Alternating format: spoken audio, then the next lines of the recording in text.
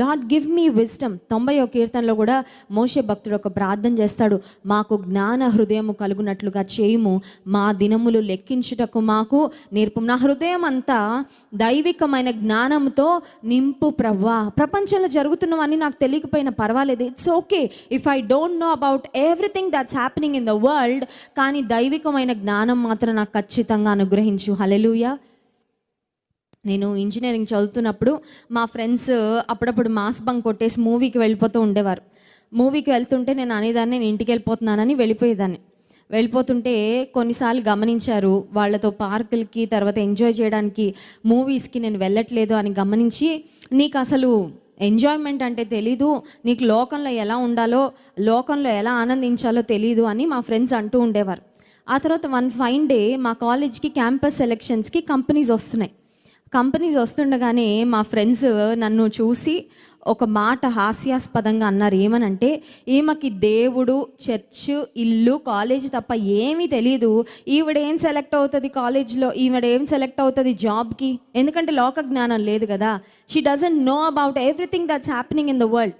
ఎప్పుడైనా వాళ్ళు ఏదైనా కామెడీ షోస్ గురించి, సినిమాల గురించి మాట్లాడుకుంటుంటే నన్ను కూడా డిస్కషన్లో లాగడానికి చూస్తే నేను చెప్పేదాన్ని, మా ఇంట్లో టీవీ లేదని చెప్పాను. నేను అప్పుడు మా ఇంట్లో నిజంగానే టీవీ లేదండి. చిన్నప్పటి నుంచి మా వివాహం అయిన తర్వాత మేము కొన్నాం టీవీ, ఎందుకంటే బైబిల్ వండర్స్ కార్యక్రమం చూడడం కొరకని టీవీ కొన్నాం, కానీ మా ఇంట్లో టీవీ కూడా లేదు.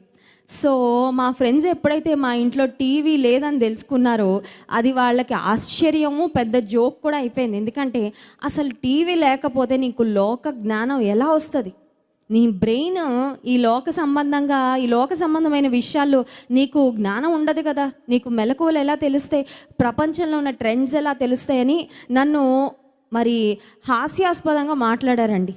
అయితే దేవుని సన్నిధిలో ప్రార్థన చేసుకున్నాను, ఒకవేళ లోకంలో జరుగుతున్నవన్నీ నాకు తెలియకపోవచ్చు అయ్యా, లోక జ్ఞానం, లౌక్యం నాకు లేకపోవచ్చు, కానీ నీ జ్ఞానం నాకు అనుగ్రహించావంటే నన్ను ఉన్నతమైన స్థితిలో దైవికమైన జ్ఞానం నిలబెడుతుంది ప్రభువా, నాకు సహాయం చేయి అని దేవుని సన్నిధిలో ప్రార్థన చేసుకున్నప్పుడు, ఫస్ట్ కంపెనీలో మా కాలేజ్లో ఉన్న 300 మంది రాస్తే ఎగ్జామ్ 30 మంది సెలెక్ట్ అయితే ఆ 30 మందిలో దేవుడు నాకు జాబ్ అనుగ్రహించారండి. హల్లెలూయా.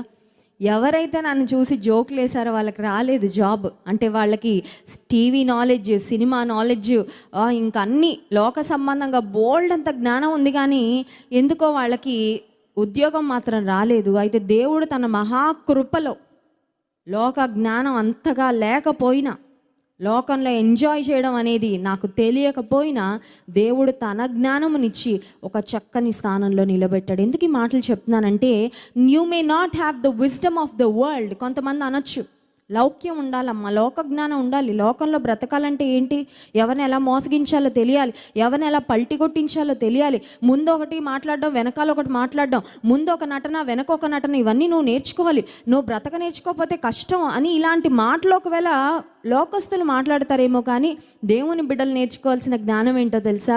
పరిశుద్ధత, యథార్థత, నమ్మకత్వము, విశ్వాస్యత, దేవుని మీద ఆధారపడడం, ఇవి చాలండి.